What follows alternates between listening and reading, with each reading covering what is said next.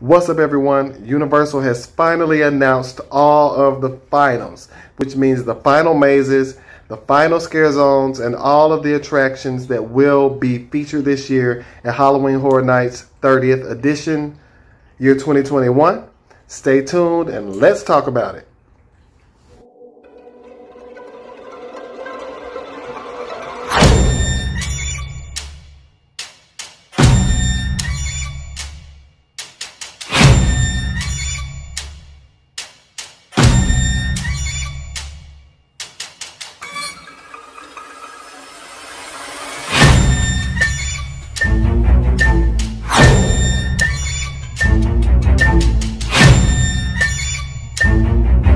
Alright, welcome back, Fun Finders. Thank you for tuning into my channel once again. If this is your first time here, I'm Shomar, and this is Shomar Finds Fun. And on my channel, I talk about all things that I find fun. It can be movies, it can be roller coasters, it can be rides, it can be amusement parks, it can be restaurants, it can literally be anything. So if I find it fun, I'll talk about it here on my channel. But today, since it's getting closer and closer and closer to Halloween Horror Nights 2021, I am talking about all things Universal Studios Halloween Horror Nights today, and they made a huge announcement announcing the final mazes for Halloween Horror Nights.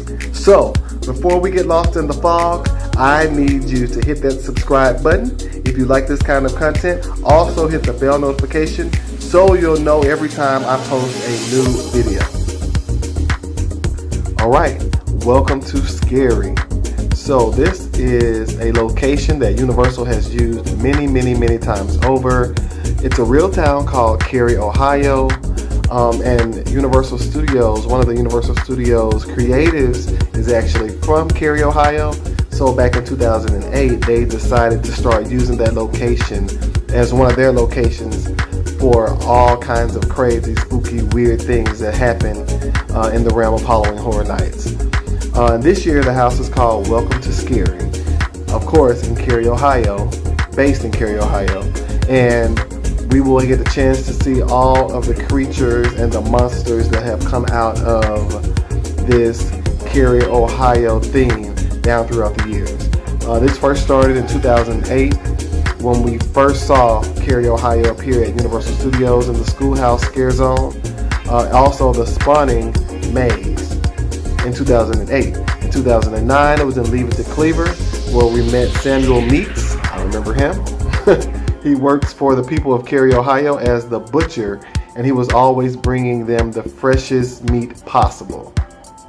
I'm sure you can figure out what that means. Then in 2010, we had a legendary truth haunted house placed in Cary, Ohio, in a house built in the early 1920s. Then in 2012, once again, Cary, Ohio, in the old Hartford mansion, there was a maze called Dead End. In 2015, there was a scare zone called All Night Die-In. It was a double feature, once again based in Cary, Ohio.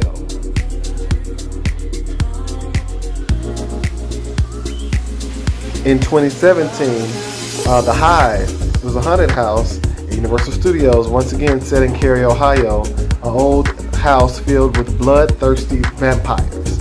So, as you see, Cary, Ohio has been a consistent theme at Universal Studios. So I'm really excited for this Welcome to Scary maze. I think it's going to be amazing, and I'm looking forward to that. Case Files Unearthed. Now, this is a maze that I know very little about. We don't have a lot of details. What it does say on the website is follow the trail of a private eye as an investigation into the supernatural leads into a dark world of ghouls and terrifying creatures. So it sounds very interesting. It's a legendary truth house. I did not get a chance to visit the last legendary truth house, so I really don't know what to expect, but I am looking forward to it. This is an original IP from Universal, and I do love when they do original IPs. So I am looking forward to it. The Wicked Growth, Realm of the Pumpkin. Alright, so it says, there is no breaking free from the vines of the Pumpkin Lord when he's here to entrap you in his ever-growing evil. An evil rot has taken root in the land. It's time once again for the rise of the Pumpkin Lord, who grows Halloween like a malignant vine.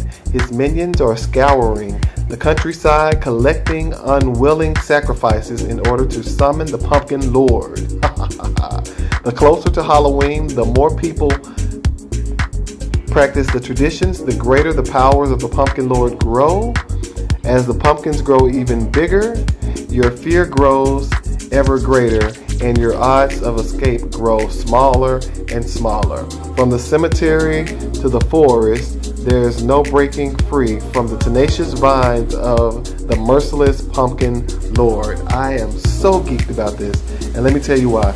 Because even looking at with the thumbnail, the photo art of this maze, it's so traditionally Halloween, and I love that. Pumpkins and autumn leaves and the oranges and the fall colors, and you know, I just love everything that comes with traditional Halloween. So this will be a very, very fun house for me. I just know it.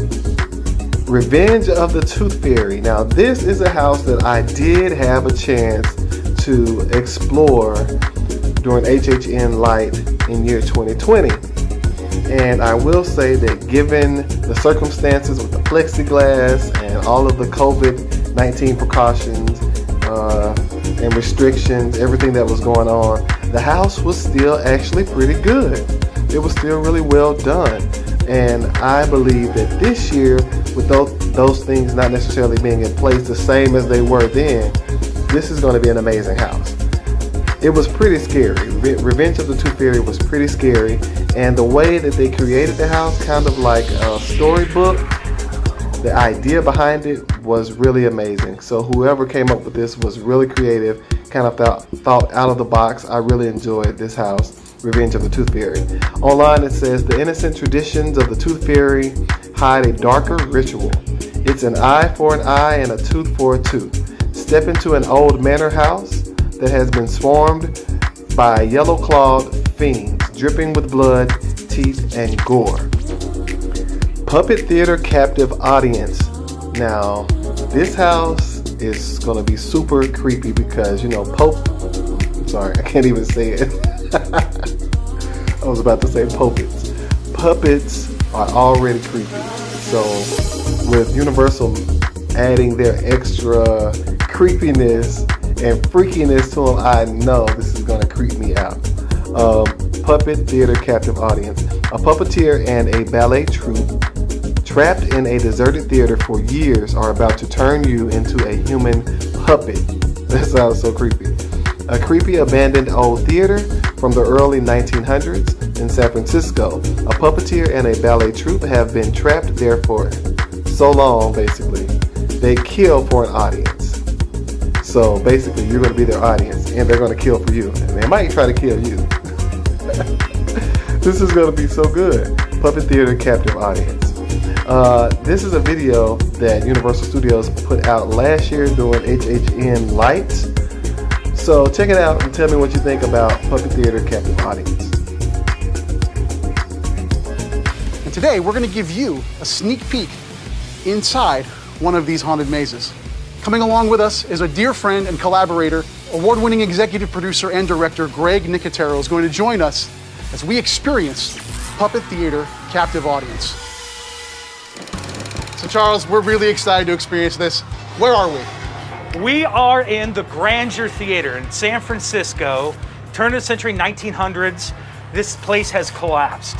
And inside, this puppet troupe, Pesky's puppet troupe from the Eastern European era, has come in to set up shop. Right as they were exiting, the Gurian Ballet was also here. So these two groups have been, and some patrons and stuff. When this collapsed, they're all trapped. They all start losing their mind, and the puppet troupe begins taking the patrons, cutting them up, turning them into puppets. It's super gory in this house. Yeah. Yes, we all love that. Very, very creepy. We have all sorts of different kinds of puppets. Any kind of puppet you can think of, we have here. I mean, there is puppets. Wow. Oh my. What? Yes! To be or not to be. I'm still rehearsing. You enjoy the show. I noticed the mirror motif Yes. And you got the broken mirror here, and you come to this one, and of course you're expecting it to be broken and see a reflection, and then boom. This is something great that the decor team did. Everything is matched and mirrored on either side. So you see that reflection, but the character, as you can see right here, there's nothing, and that character just appears. It's really clever, yeah.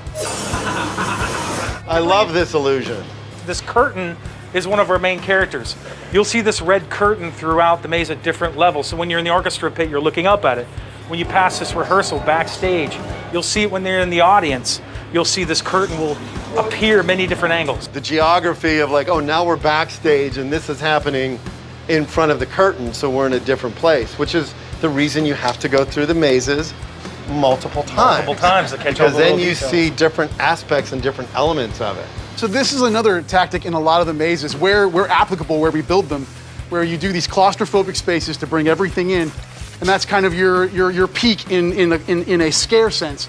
But then you open these rooms up for a moment in these mazes that is almost a reset, but we're still gonna get you. Right. And then the foot switch activates the audio? Yeah, so it's almost like a trigger where you hit it, and then that next line of dialogue comes out. And also these triggers can cue not only audio, but lighting or a special effect. They really give the characters a really valuable tool to aid in their scare moment. That is something in the last decade where we've grown leaps and bounds is in show control and have different things tied into a trigger. Now you can time things. You can hit a trigger multiple times for multiple different things to happen. Wow. Then this whole place just collapses. So we have a bunch of pressurized fog hitting, and that you hear we have a big subwoofer, and it sounds like everything is crumbling in on you. To give the guests a sense that they've become in tune with everyone else. Yeah, they're not. No one makes it out of this place.